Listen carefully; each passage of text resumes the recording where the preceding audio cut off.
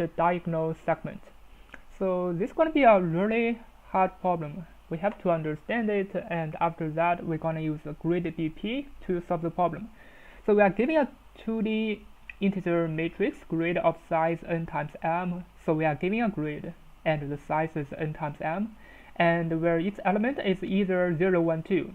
So inside of the matrix, the element is going to be 0, 1, and 2. So a V-shaped diagonal segment is defined as the segment starts with 1. Yeah. So this is the segment. It's going to be start with 1. So this is the meaning, and the subsequent element follow this infinite sequence. So this means if we're gonna start with 1, and after that it's gonna be 2, 0, 2, 0, and 2, 0. It's gonna be this kind of sequence. Yeah. Now let's just check the segment. So for this segment, it's gonna start along a diagonal direction. Yeah. So what does that mean? So it will start first of all, it's gonna start with a diagonal direction. As we can see, top left to bottom right, bottom right to top left, and top right to bottom left, and bottom left to top right. So this is the start position, and those 4 directions are the meaning of those. Yeah. So it means it can go to 4 directions. So this is going to be the first step. So then it continues the sequence in the same diagonal direction. So it can continue. So for example, if it go from the bottom left, bottom right to the top left, if it go from this direction, it can continue like this. Yeah, it can continue like this. Now let's just check the last one. So makes at most one clockwise 90-degree turn to another diagonal direction while maintaining the sequence. Yeah, even it can go up and go up, but it can still go at most one clockwise 90 degrees. It can go like this, but only one time. And after one time, it's going to be like this. Yeah. And as we can check the drawing, so for example, here, it's going to be to this direction. And here, if it goes to this direction, it can turn 90 degree clockwise, 90 degree clockwise, 90 degree. And similarly for here, it's gonna turn 90 degree clockwise, and for this one, it is here, it can turn 90 degree and clockwise. So what does that mean? So this is the direction, and if this direction were to turn 90 degree, so it's gonna turn to this direction, right? And this is clockwise, so it's gonna be here. Yeah. So if we understand about here currently, definitely we're gonna think on what kind of idea we're gonna what kind of a method we're gonna use to solve. Definitely we cannot use dynamic programming directly. Instead, we're gonna use DFS with memorization, because that's gonna be easier to think. Otherwise, it's gonna be too hard if you directly use dynamic programming, the grid DP dynamic programming. Yeah, so instead of tabulation, we're going to use a memorization to solve the problem. But how can we turn this problem? As we can see here, we're going to follow directions. How should we know the previous position and the next position if we want to turn it to 90 degrees clockwise? So we're going to use an integer k to represent the different positions. So for example, we're going to set k 0, 1, 2, 3 as the 4 directions. And for this case, 0, 1, 2, 3, we're gonna set the positions. So from 0 to 1, how can we make 0 to 1, or 1 to 2, or 2 to 3? Definitely it's gonna meet this kind of situations. If it is go from the bottom left, go to the top right. So for the next one, it's gonna go from the top left to the bottom right. Yeah, so this is the top left, and it will go from the bottom right. So this means we need some definition to mark the position, like from the beginning, what's going to be the next one, what's going to be the next one. We need to use some definition to represent the different positions, like from 0 to 1, from 1 to 2, 2 to 3, or 3 to 0. But how can we define that? So for this one, we're gonna check this position. So for this position, we're gonna set it as 1 1. So it's like from 0 0 to 1 1. So in the coordinate system, so this is 0 and this is 1 1. So we're gonna set it as 1 1. So this means k equal to 0. It's gonna be from 0 to 1 1 to this position. So if it goes straight, it's gonna be 1 1 plus 1 1 plus 1 1. If it goes to straight, if it needs to turn 90 degrees, it means we need to have a turn. So what's gonna happen is that we're gonna use this 1, k equal to 1 to represent the next position. It means we're gonna have a turn. If we want to turn it to 90 degrees, so for example, this is here, and if we turn 90 degrees, it's gonna be here. But how can we represent that? So here is 1 1. So this is a 1 1. But for here, it means it is a 1 minus 1. For the x coordinate, it increased 1, but for the y coordinate, it decreased 1. So for the next position, it's going to be 1 minus 1. And similarly, for the next position, it's going to be here. Yeah, it's going to be minus 1 and minus 1. Minus 1 and minus 1. So what about the last position? So it's going to be here. Yeah, it means it's going to go back. Yeah, I didn't make a better drawing. Let me just make a better drawing.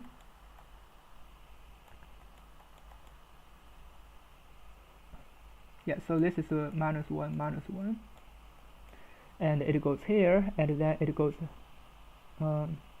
here. Yeah, and then it goes back. If it goes back, it's gonna be what? It's gonna be, so for x coordinate it is a -1, and for the y coordinate it is a 1. Yeah, so we're gonna use those 4 directions to represent the different turning. So from 0 to 1, it's gonna be changed from 1 1 to 1 -1. Yeah, from 1 to 2, it's gonna be 1 -1 to -1 and -1. Yeah, so we're gonna use a variable k to represent the different positions, and we're gonna set a direction array to represent the positions of different turning. If we need to go to straight, so k gonna be the same. If we want to make a turn, definitely k gonna become 0 to 1, 1 to 2, 2 to 3, or 3 to 0. Yeah. Now we still, in our definition of the memorization, we're gonna use the DFS. So we're gonna use a position. So from the beginning, the position gonna be R and C. This is the position of 1. If we find a 1, so the position gonna be R and C. And we're gonna use this k because we're gonna use this k to represent the different position if we want to go straight, or if we want to make a 90-degree turn of clockwise. Yeah. And we also need to check if we can turn or not. So we're gonna use a variable turn to represent if we can turn or not. So from the beginning, we can go straight, but we can still turn. But after we make one time of a turn, definitely we cannot turn anymore. So from the beginning, we're gonna set turn to true, and then we're gonna, if we cannot turn, we're gonna set this turn to a false. Yeah. But after this value of 1, what's gonna be the next value? So it's gonna be 2 0 2 0. So from the beginning, we're gonna use a 2 to represent the next value. It must be a 2. So it means after 1, it must be a 2. But what about after 2? It must be a 0. Yeah. So after 2, we're gonna set it to 0. After 0, we're gonna set it to 2. As we can see, it is shifted from 2 to 0, 0 to 2, 2 to 0. So we're gonna use a variable. Target. Yeah. So for the next time, it's gonna be 2 minus the target. So yeah, for this function, we just need to check if this value is target. But after running this function, it's gonna become 2 minus target, because after 2, it's gonna become 0. So this is the shifting of 2 to 0, 0 to 2. Yeah. Now I think it's enough for us to start programming. We're gonna do some preparations. Yeah, let's check what we need. Yeah, I don't have the drawing anymore, but it's okay. First of all, we're gonna prepare some directions. So inside the directions, as I said before, we're gonna use 1 1, and then we're gonna go to the, from the bottom up and up to bottom. And for here, is the bottom left to top right, and then we're gonna go from the top left corner to the bottom right corner. So this gonna be 1. For the next position, it's gonna be 1, -1, and the next position gonna be -1 and -1, and for the next position it's gonna be -1 and 1. Yeah, so the sequence really matters because we need to make the turning of 90 degrees clockwise. So this is a clever way of definition of the directions. Now we're going to use R and C to represent the row and column. So it's going to be the length of the grid and the length of the grid 0. I'm going to define I'm going to use a class, and I'm going to define a function f. So this is going to be R and C position, and I'm going to prepare k, and I also need to set a variable turn, and I also need a variable target. Yeah, let's write main function first. So I'm going to set a result equal to 0, and for R row in enumerate the grid. Yeah, I just loop through the grid to check if I can find a 1. So this is like the brute force. So for say n in enumerate this row, so I'm going to check this value. If this value equals to 1, definitely means I can start from this position. So this is just similar like the brute force, because the length of the grid n times m is just 500. Yeah, so this means if we find a 1, we can use this kind of a brute force to solve the problem. For k in rays, we're going to check the 4 directions, and we're going to update the final result. It's going to be the result with f. It's going to be RC with k. Yeah, and we're going to set the turn from the beginning to true. It means we can always turn it, and the target is going to be 2. Finally, we're going to return the result. Yeah, I think that's all about it. And for analyze, yeah, so for analyzing the time complexity, we're going to loop through the row and column until we find a 1. And then we're going to check 2 and 0, 2 and 0.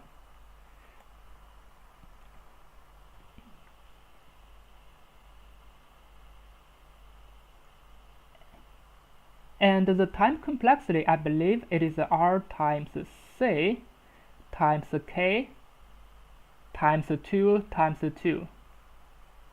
Yeah, so this is going to be the time complexity. Actually, it is not times this R and C again. We don't need to do that, because if we find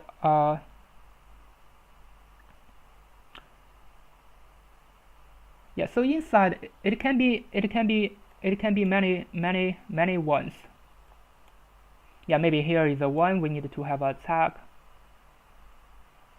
But do we need to check the duplicate value? So for example, here is 1, here is like a V-shape. Yeah, maybe here, this V-shape is here, here is another V-shape. Yeah.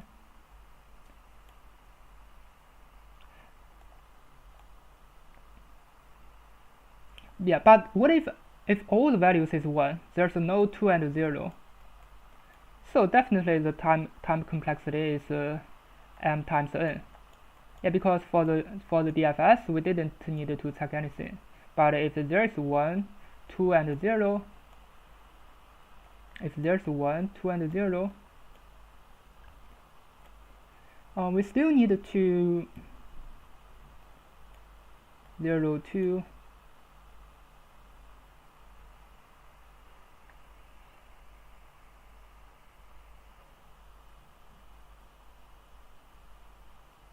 Yeah, I think the time complexity should be this one instead of times this R and C, M and N. We don't need to times that again.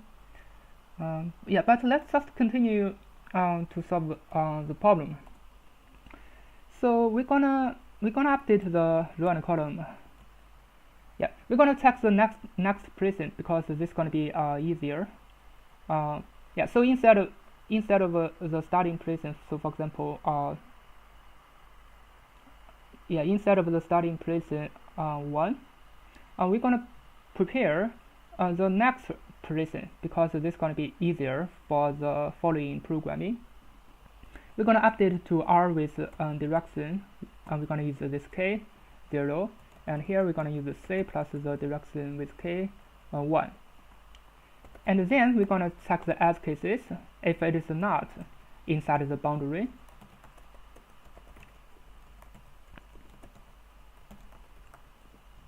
Or if the grade of this value not equal to the target we set it. So this means we're gonna return 0. It means it goes out of the boundary. Otherwise, we're gonna set the result. It's gonna be F. It's gonna be RC with K and turn and target. So if we can turn it, so what we're gonna do? So the result, we're gonna update the result. It's gonna be F with RC and K. So here we're gonna set it to false, because we can only do one turn, and the target is gonna be 2 minus target. And here for this target, it's gonna also be 2 minus target. And finally, we need to return a result plus 1, because we start from the next position for this RNC. So this is why here we need 2 plus 1. And similarly for here, if we find 1, we need to use the maximum value of this one and plus 1.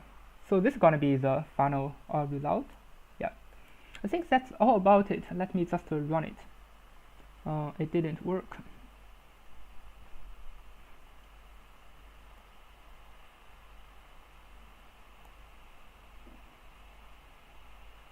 So let me check the directions from here.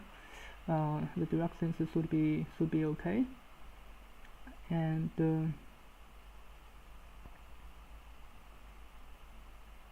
yeah, because here I forgot to make the turning, because the turning is not this K anymore. Because here, if we have a turn, definitely it is a K plus 1, right?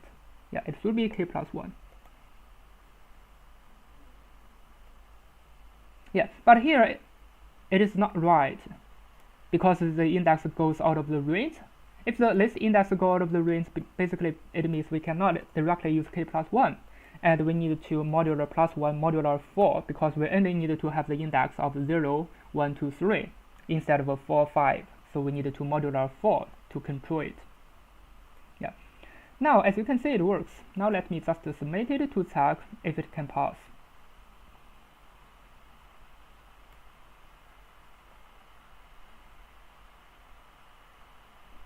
Yeah, now as you can see, it passed for all testing cases, although it is a little bit slow, but I think it is okay for this problem, because by using dynamic programming instead of tabulation, we're going to directly use memorization. This is going to be easier to understand and easier to write.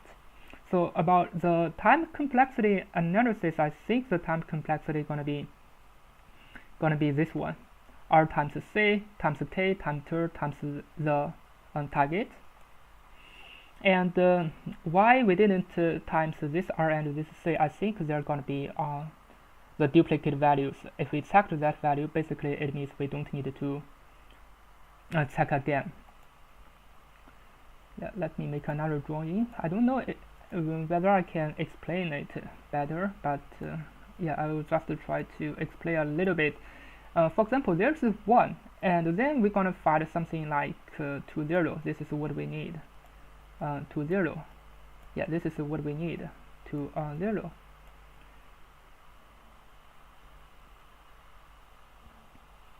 Yeah, so definitely this means for this position we've already checked. We've already checked, and we've already used the dynamic programming to have a memorization of all those positions, because here we use the memorization. Yeah, so this means for the next time, if we find something maybe here, this is a 1, this is a 2, 0. For this one, we checked one time, and for this one, we still checked one time because we have the memorization to memorize it. So this means the time complexity is not r times c times r times c times k times 2 times 2. Because this is a duplicate, so this is why we can pass, otherwise we cannot pass it. I think that's all about it. Thanks for watching, see you next time.